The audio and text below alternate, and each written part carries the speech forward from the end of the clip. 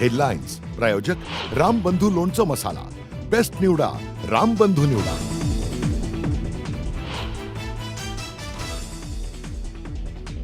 काँग्रेस प्रदेशाध्यक्ष हर्षवर्धन सपकाळांनी घेतली उद्धव ठाकरेंची भेट।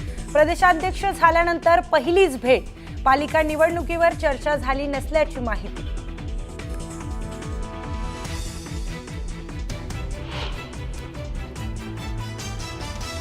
शरद पवार आणि मुख्यमंत्री देवेंद्र फडणवीस आज एकाच व्यासपीठावर येणार। MCA कडून वानखेडे स्टेडियमवर आज शरद पवार स्टँडचं उद्घाटन। संध्याकाळी होणाऱ्या कार्यक्रमानिमित्त नेते एकाच मंचावर।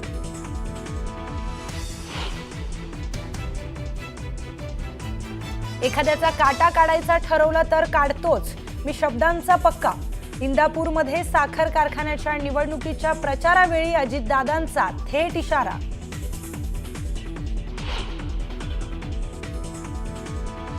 UPAच्या काळात शरद पवारांमुळे मोदींची अटक टळली। कायद्याच्या चौकटीबाहेर जाऊन बाळासाहेब ठाकरे आणि पवारांनी मोदी शहांना मदत केली। नरकातला स्वर्ग पुस्तकातून संजय राऊतांचा गौप्यस्फोट।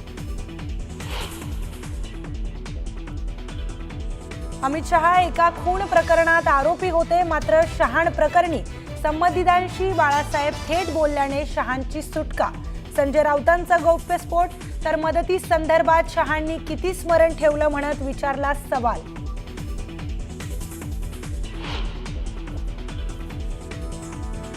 राऊतांचं पुस्तक म्हणजे चित्रपटाची स्क्रिप्ट। राऊतांच्या नरकातला स्वर्ग पुस्तकातील गौप्यस्फोटांवर मंत्री संजय शिरसाटांचा हल्लाबोल।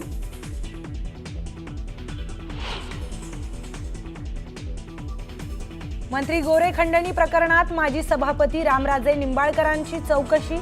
चौकशीसाठी पोलीस फलटण इथल्या घरी झाले दाखल।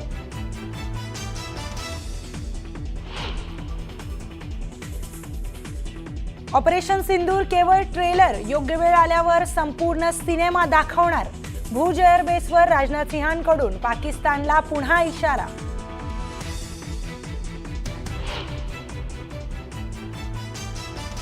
ऑपरेशन सिंदूरने पाकिस्तानला भर दिवसात तारे दाखवले, तर पाकिस्तानला आर्थिक मदत म्हणजे दहशतवाद।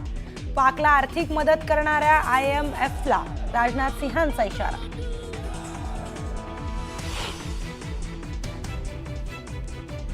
पुलवामातील त्राल आणि शोपियानमध्ये गेल्या 2 दिवसात 6 दहशतवाद्यांचा खात्मा। चकमकीत शस्त्रास्त्रे आणि दारुगोळाही जप्त। भारतीय सैन्य दलाची पत्रकार परिषदेत माहिती।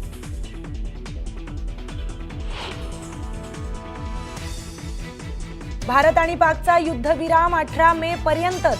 पाकचे उपपंतप्रधान इशाक दार यांचं खळबळजनक विधान। दार यांच्या वक्तव्यानं नव्या वादाला तोंड फुटण्याची शक्यता।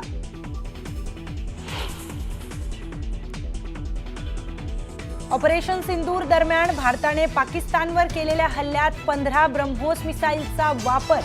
सूत्रांकडून मिळालेल्या माहितीवरून ब्रह्मोसच्या हल्ल्यात पाकचे 11 एअरबेस उद्ध्वस्त।